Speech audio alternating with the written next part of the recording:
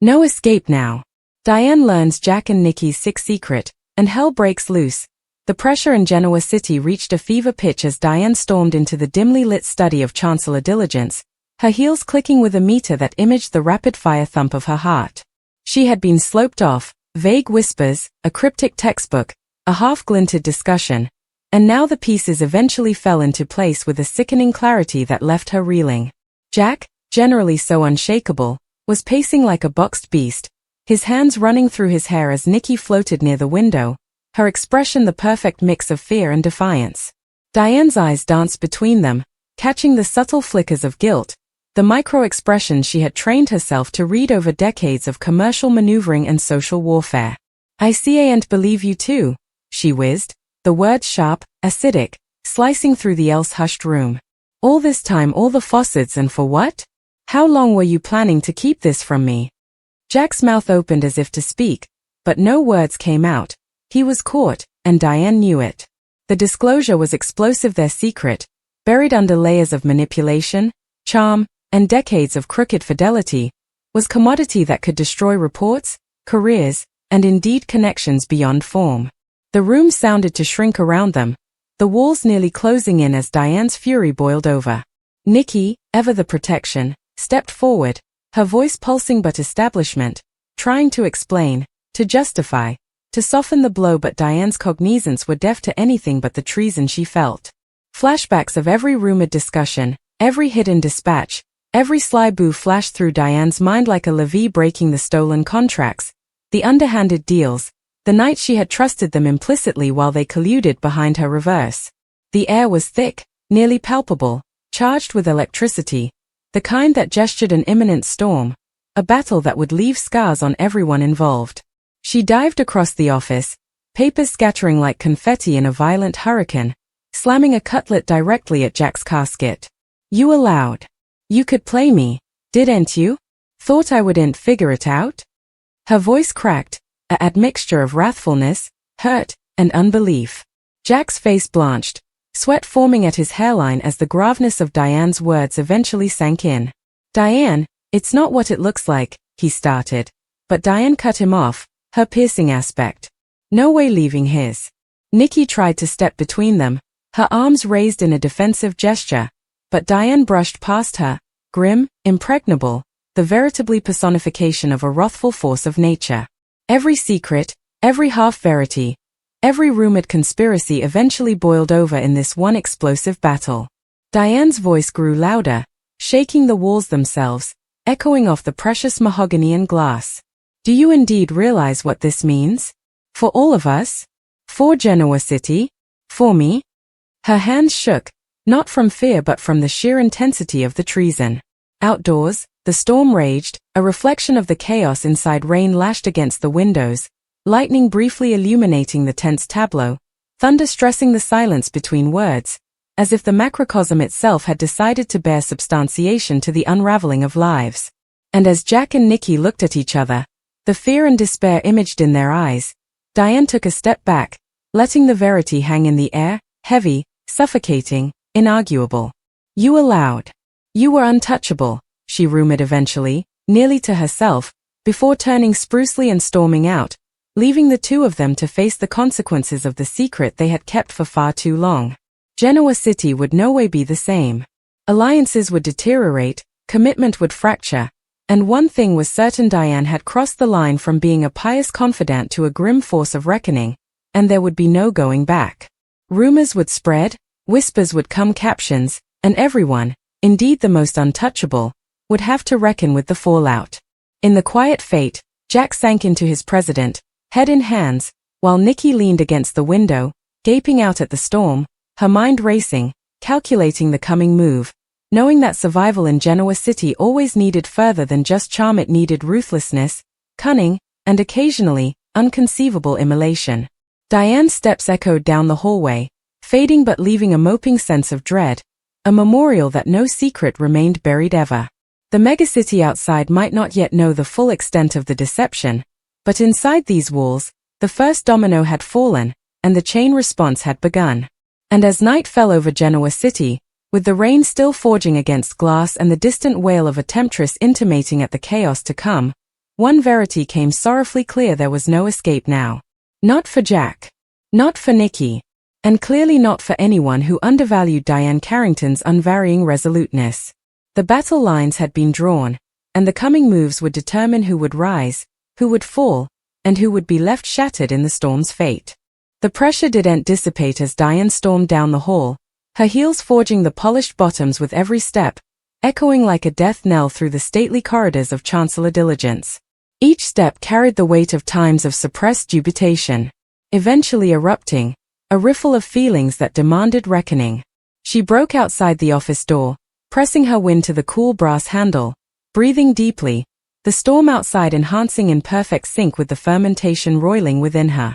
Memories flashed relentlessly, late-night meetings where Jack had smiled that infuriating, uncommunicative smile, Nikki brushing past her with casual charm while colluding behind unrestricted doors, rumored phone exchanges that sounded innocent at the time but now blazed like neon warnings. The treason wasn't just a single act, it was a strictly orchestrated crusade that had entangled everyone in its wake, and Diane realized with a hole of horror in her stomach just how deep it went. She gritted her teeth, the familiar iron will that had carried her through numerous battles in Genoa City resurfacing like an impregnable drift. She'd not allow herself to be manipulated. Not now. Not ever. Meanwhile, inside the office, Jack and Nikki changed a regard that was partial fear, half computation. Jack ran a hand across his jawline, feeling the weight of Diane's scrutiny press down on him, heavier than any boardroom or courtroom could ever put. She knows, he murmured, his voice slightly above a tail, nearly lost beneath the grumble of thunder outside.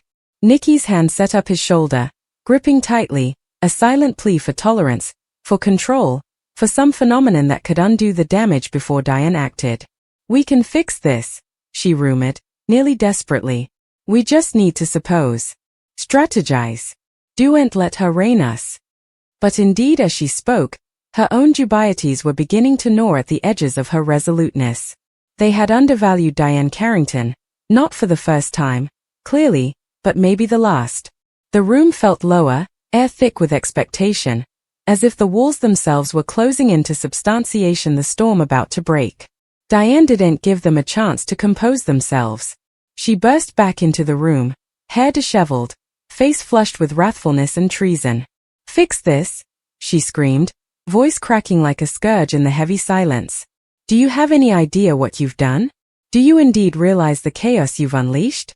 Jack opened his mouth, but Diane slammed a hand onto the office, scattering papers and contracts in an atomic whirlwind of fury. No, Jack. You won't speak until I say it's time. You've prevaricated, manipulated, and deceived, and for what? Power? Greed? Pride? Her aspect shifted to Nikki, who had gone pale, feeling the full mass of Diane's wrath. And you, Nikki, you of all people. I trusted you. Nikki's mouth opened, searching for words, but Diane's intensity left no space for defenses. The storm outside imaged the chaos within, lightning striking with a bedazzling intensity that illuminated the room in stark white flashes, casting long, dramatic murk across Diane's face, making her appear nearly legendary in her fury. She took a deep breath, trying to recapture control, but the adrenaline coursing through her modes made it insolvable. The treason was further than particular. It was professional, social, emotional, and now, potentially disastrous for everyone involved. Diane's mind contended, listing every possible consequence: commercial sabotage, fractured alliances, ruined reports, and worst of all, the effect on those she watched about, musketeers, family, associates who had intentionally come pawns in a cruel game of deception. She could feel the walls of the office, the grandiose space filled with symbols of wealth and power, shrinking as her wrathfulness grew, suffocating the facades and facades that Jack and Nikki had precisely constructed. Jack tried again, cautiously, Diane, here, there's further to this than you know. But Diane cut him off, the force of her presence rendering him speechless. Further to this? She echoed, her voice low, menacing, shaking with an admixture of unbelief and rage. Further to this? You've been playing me like a fool. You've prevaricated to my face for times. Her fists gripped at her sides as she advanced, a bloodsucker poised to strike. Nikki tried to intermediate, her voice pulsing. "Diane, please, don't do this." But Diane's eyes met Nikki's with a cold wave, unyielding light, one that set Nikki mid-step. "Don't do this? Nikki, you made your choices. Now live with them. Face them. Feel them. Because I'm not walking down this time." For a moment, the room was a tableau of frozen pressure. The storm outside raged as if the macrocosm itself conspired to echo the mortal tempest within. Diane's casket heaved as she plodded to catch her breath, her palpitation racing. She felt the full weight of every treason, every deception, every false smile, every hidden tale. And also, as if a switch had been flipped, the levee broke. Words poured out of her in a alluvion of undressed fury, relating every taradiddle, every hidden deal, every secret kept from her, until Jack drooped in his president, defeated, and Nikki's face blanched further, realizing the scale of Diane's wrath. "You've undervalued me for the last time," Diane wrangled, voice trickling with venom. "You allowed. I was naive, that I would no way see through your games. You allowed. I would let it slide. But no. Not presently. No bone." Plays Diane Carrington and walks down unscathed. She broke, letting the words sink by, the graveness of the situation hanging heavy in the room, as Jack and Nikki changed a regard that was partial despair, half computation. Diane's aspect was unwavering, a ray-focused force of retaliation and justice, the kind of intensity that could strike fiefdoms. "You may have wisecracked everyone differently," she continued, "but not me. Not ever." And now she stepped closer, each word deliberate, slicing the air like a cutter. "You will pay for every moment of deception. Every secret. Every treason. You've erected your little world on facades, and I'll tear it down piece by piece if I've to." Lightning struck again outdoors, illuminating the office in stark white, casting their faces into grotesque masks of guilt, fear, and fury. Diane could nearly hear the shattering of reports, the worsening of facades, the whispers that would inescapably come captions, the domino effect of chaos they had unleashed. Genoa City itself would fluctuate under the weight of what had just been exposed. And yet Diane knew the game was far from over. She had the power, the resoluteness, and the intellect to play the coming moves with perfection, to make sure that Jack and Nikki not only faced the consequences of their conduct but understood, viscerally, the cost of undervaluing her. The storm outside raged, wind howling, rain lashing against the glass like a reflection of the chaos in her mind, and Diane's lips coiled into a tight, unyielding line of determination. The air between them crepitated, heavy with implied pitfalls and imminent fallout. Diane's eyes danced to the scattered papers, contracts, and documents on the bottom, symbols of the power they had tried to hide, the substantiation of deception that would fuel the fire of their reckoning. She moved with purpose, picking up one document, surveying it, feeling the familiar exhilaration of control blend with righteous wrathfulness. Every letter, every clause, every hand was an armament now, a tool to strike their precisely constructed vision of untouchability. Jack's shoulders sagged under the weight of ineluctable exposure, and Nikki's countenance cracked, revealing the mortal fear that lurked beneath the veneer of fineness and complication. Diane knew that fear privately. She had cultivated it, studied it, applied it, and now it was her turn to use it as a blade, slicing through the last remnants of their arrogance and pretense. Diane's mind contended as she surveyed the office, the scattered papers, and the faces of the two people who had dared betray her most privately. She could feel the palpitation of Genoa City outdoors, the distant wail of enchantresses, the thunder growling in tandem with her own twinkle. Every instinct screamed at her to act decisively, to ensure that Jack and Nikki understood the full weight of what they had done, and that the megacity itself would soon learn that secrets in Genoa had consequences. Diane's fury had converted into commodity nearly surgical, precise, and frightening. She'd not only defy them emotionally but strike the veritably foundations they had erected their lives upon. The stakes were enormous, and Diane knew that one misstep could give them the upper hand. But the study of them hiding behind charm and manipulation no longer frightened her. It burned a fire she had no way felt so intensively. Jack's hands twitched nervously on the office, the polished wood cold beneath his fritters. He'd always been suitable to navigate the unfaithful waters of power, to charm, to lie, to manipulate, but Diane Carrington wasn't just anyone. She had always been calculating, grim, unafraid of the messiness of mortal emotion when it served her purpose. And now, that combination had been unleashed directly upon him. He'd undervalued her, as so numerous had ahead, and he knew with nipping clarity that there would be no easy escape.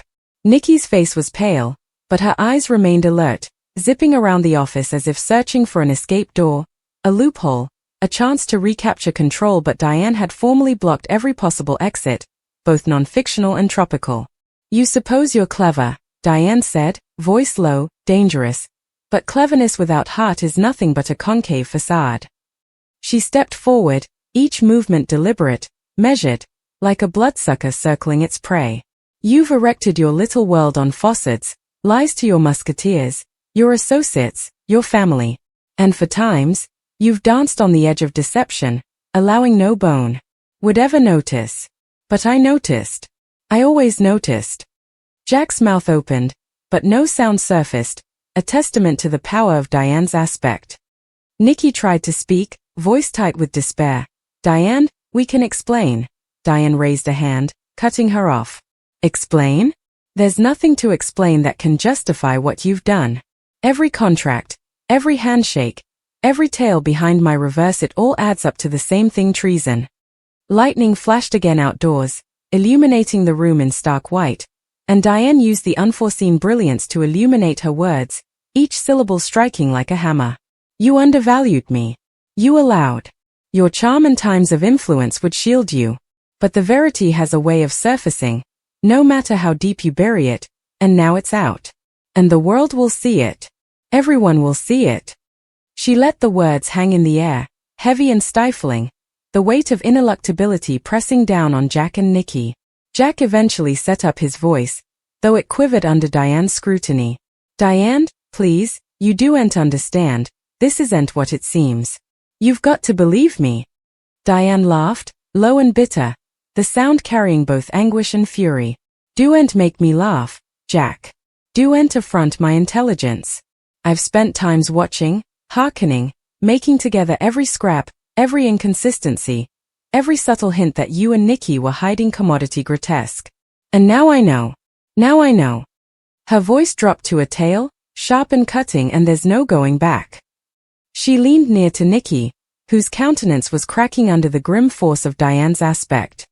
"You allowed. You could manipulate people, control the narrative, be untouchable. But untouchable doesn't live. Not in Genoa City. Not when someone like me decides to intermediate." Nikki's lips parted as if to respond, but Diane's coming words silenced her before she could form them. "You'll see. You'll all see.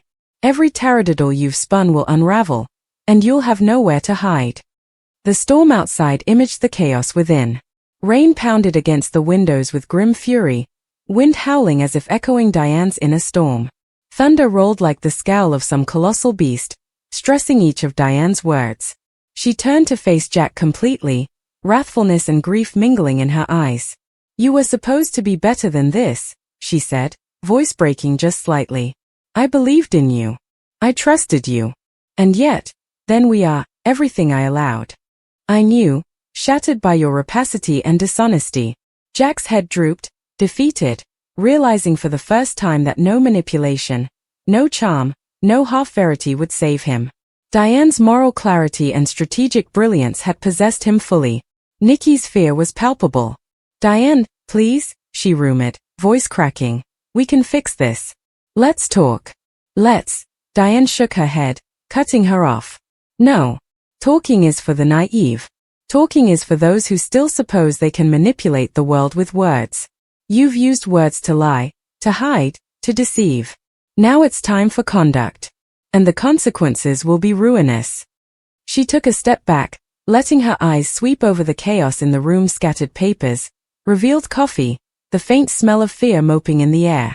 She smiled noiselessly, but it wasn't a comforting smile. It was the smile of someone who knew she held the power to change everything. Diane turned sprucely, her movements precise and fluid, as she began to mandate her plan audibly, speaking further to herself than to them. "First, the substantiation. Every contract, every communication, every dispatch that proves what you've done, collected, entered, ready to be exposed. The press won't know what hit them.